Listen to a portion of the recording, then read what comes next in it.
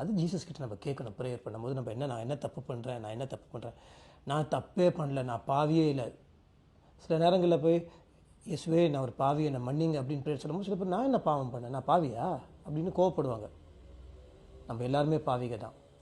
So நம்ம பாவத்தை diagnose பண்ணாதான், அதுக்கான காரணத்தை என்ன கண்டுபிடிச்சாதான், அதுக்கப்புறம் அது வந்து மனந்திருதல் வந்து அந்த தப்பை செய்யக்கூடாதுன்னு நம்ம ஒரு முடிவுக்கு வந்து அதை நிறுத்தி நம்ம நரகத்துக்கு போகாதபடி, நம்ம ஆத்மா அழியாதபடி.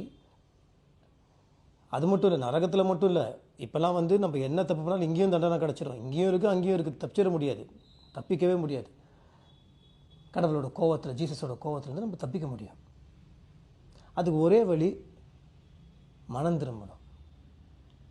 நம்ம மனம் திரும்பலைன்னா நீங்கள் எந்த சர்ச்சுக்கு போனாலும் சரி, பக்கமாக பைபிள் படித்தாலும் சரி, நீங்கள் உபவாசம் இருந்தாலும் சரி, நீங்கள் என்ன வேண்டுதல், எந்த கோயிலுக்கு போனாலும் சரி, நீங்கள் என்ன வேண்டுதல் பண்ணாலும் சரி, நீங்கள் எந்த மசூதிக்கு எத்தனை வாட்டி தொழுகினாலும் சரி, நம்மக்குள்ளே இருக்க பாவத்தை நம்ம ஐடென்டிஃபை பண்ணாமல் அந்த ஐடென்டிஃபிகேஷன் இல்லைன்னா, அந்த பியூரிஃபிகேஷன் இல்லைன்னா எல்லாமே வேஸ்ட்.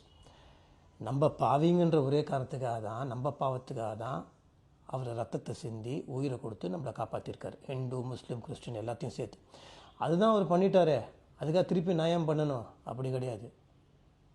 இனிமேல் பாவம் பண்ணாத, ஒவ்வொரு வாட்டி பாவத்திலேருந்து அவங்களை காப்பாற்றும் போது ஓகே, இனி பாவம் செய்யாமல் இருங்க அப்படின்றாரு. ஸோ அவர் நம்ம ரத்தத்தை போட்டு கழுவிட்டார். அதுக்கப்புறம் திருப்பி நம்ம போய் சாக்கெட்டில் விழுந்து பரண்டு உருளலாம் அப்படின்னா முடியாது.